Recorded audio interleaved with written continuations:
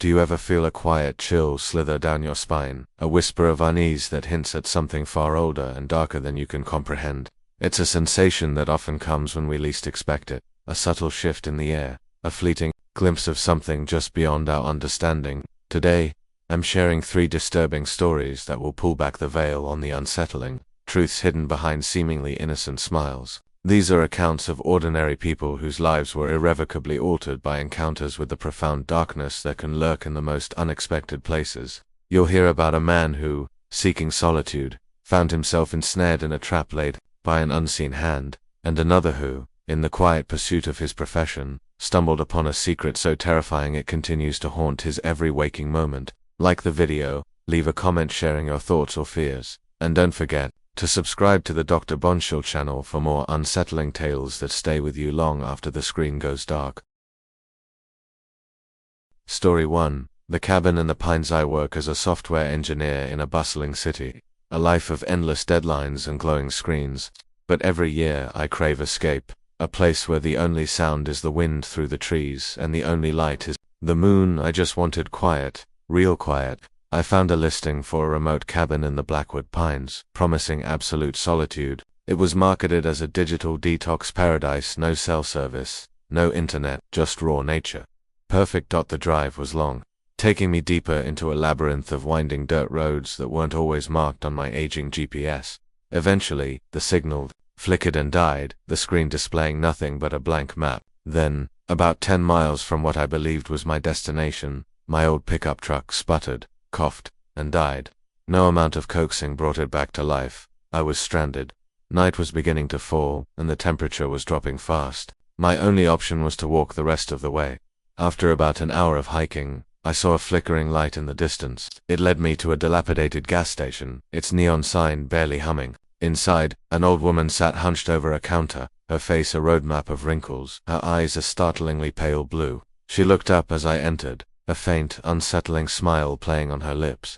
"Lost, dearie," she rasped, her voice like dry leaves skittering across pavement. I explained my predicament, mentioning the cabin. Her smile widened, revealing too many teeth. "Ah, the old Miller place," she said, her voice dropping to a near whisper. "I wouldn't go there if I were you. Some places are best left alone." She paused, her gaze unblinking. "But then, some folks just have to see for themselves, don't they?" She didn't offer to help with my truck, nor did she seem surprised by my situation. She just watched me with those pale, unsettling eyes until I left. When I finally reached the cabin, it was exactly as advertised, isolated, but it wasn't rustic in the way I expected.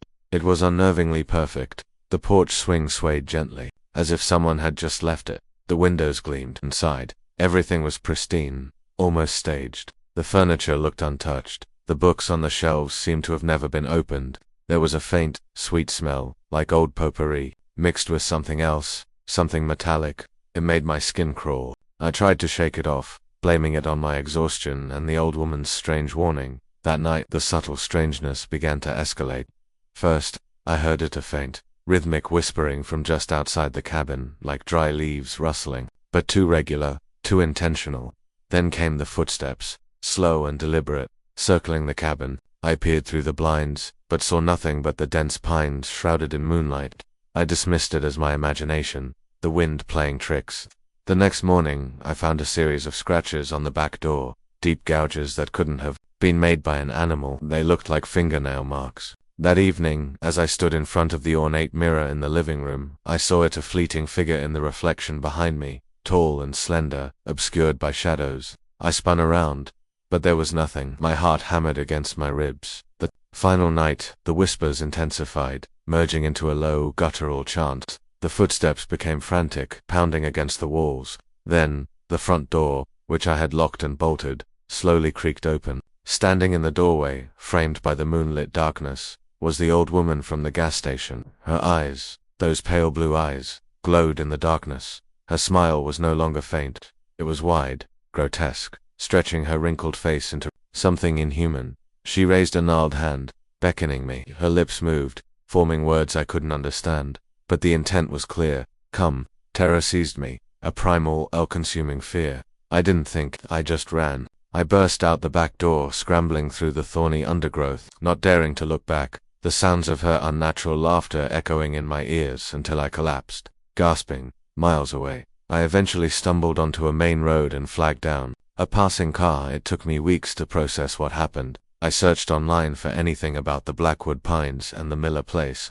I found an old, digitized newspaper article from the 1950s. It detailed the disappearance of an entire family, the Millers, from their remote cabin. The strange part was the mention of a symbol found carved into a tree nearby, a circle with a single, elongated line through it, the exact symbol I had seen etched into the ground near the gas station. One I hadn't even consciously registered at the time. The article concluded by stating that the local authorities suspected a reclusive, ancient cult that had long been rumored to inhabit the deepest parts of the Blackwood Pines. The old woman's cryptic warning, the staged cabin, the terrifying figure, it all clicked into place. I had walked into their trap, and only by sheer, desperate flight had I escaped becoming another missing person, another forgotten story swallowed by the pines. Story 2. The Surveyor's Anomaly. My name is Sarah, and I work as a land surveyor for the state. My job often takes me to the most remote corners of our wilderness, places where the only sounds are the rustle of leaves and the distant calls of birds. It's methodical work, mapping boundaries, checking elevations, and ensuring the accuracy of official records. Most days are unremarkable, filled with the hum of my equipment and the quiet satisfaction of a job done precisely. One crisp autumn morning, I was deep in the Cypress Creek Preserve, a vast untouched expanse of marshland and dense forest, mapping a new conservation area. The work was routine, until I stumbled upon something that broke the monotony and shattered my sense of normalcy. Tucked away in a secluded grove, hidden beneath a canopy of ancient oaks, was a patch of ground that was utterly, unnervingly sterile. No fallen leaves, no undergrowth, just perfectly smooth, dark earth. In the center of this cleared area lay a series of animal carcasses, not just any carcasses, but animals that had been meticulously dissected. Their internal organs were neatly arranged around their bodies, almost surgically precise, and there wasn't a single drop of blood to be seen. It was as if a skilled yet deeply disturbed butcher had performed an anatomical demonstration. My scientific mind struggled to reconcile this with any natural explanation. I tried to rationalize, eat a rogue researcher, perhaps, but the unsettling precision, the sheer wrongness of it, gnawed at me. I took photographs, documenting everything. The next morning, I returned to the grove, driven by a professional compulsion to understand. My equipment was exactly where I left it, but something else was there. My GPS unit, which I'd left on my tripod, was now lying on the ground, and taped to its screen was a single, dried crow's foot. Around the foot, drawn in what looked like dried mud, was a cryptic symbol, a spiral within a triangle. It was a direct, unmistakable warning. They knew I had been there. They knew what I had seen. A cold dread seeped into my bones, but the surveyor in me, the part that always needed to know, needed to understand, wouldn't let it go. I looked around, scanning the dense foliage, searching for any sign of movement. That's when I noticed it's a barely discernible path leading deeper into the woods, not marked on any of my maps. It was too regular to be an animal trail, too narrow to be an old logging road. Curiosity, mixed with a chilling fear, pulled me forward. The path twisted and turned, eventually opening into a small, natural clearing. I hid behind a thick bush, my heart pounding, and peered through the leaves. What I saw sent a jolt of pure horror through me. A group of old women, perhaps a dozen of them, were gathered in a silent circle around a crude altar made of stacked stones. They were dressed in long, dark robes, their faces obscured by deep hoods. One of them, older than the rest, held a small, struggling rabbit. As I watched, horrified, she placed it on the altar. The other women began to chant, a low, guttural hum that vibrated through the ground. It wasn't a language I recognized, but the intent was unmistakable. A twig snapped beneath my foot. It was a faint sound, almost imperceptible, but in the oppressive silence of the ritual, it might as well have been a gunshot. Every hooded head snapped in my direction. There was no shout, no frantic movement, just a slow, collective turning of their heads, like a single entity sensing its prey. They began to move, not running, but a slow, deliberate advance, their robed figures gliding silently through the trees. Panic surged through me. I turned and ran, blindly crashing through the undergrowth, the sounds of their soft, rhythmic chanting echoing behind me. The forest seemed to become a hostile maze, branches tearing at my clothes, roots stripping my feet. I didn't stop until I burst out onto the main road, gasping for air. my body trembling uncontrollably. I never reported what I saw. Who would believe me? A week later, I found a small wooden box outside my apartment door, nestled on my welcome mat. There was no note, no return address. Inside was a single, meticulously arranged bundle of dried cypress branches. In the center, tightly bound with a piece of rough twine, was a scrap of dark blue fabric, a piece of my own surveyor's uniform from the pocket where I kept my pen. They knew who I was. They knew where I lived. The threat wasn't over. It had just followed me home. I look over my shoulder constantly now, always checking the shadows. The Cypress Creek Preserve holds secrets, and I accidentally stumbled upon one of them, and they haven't forgotten.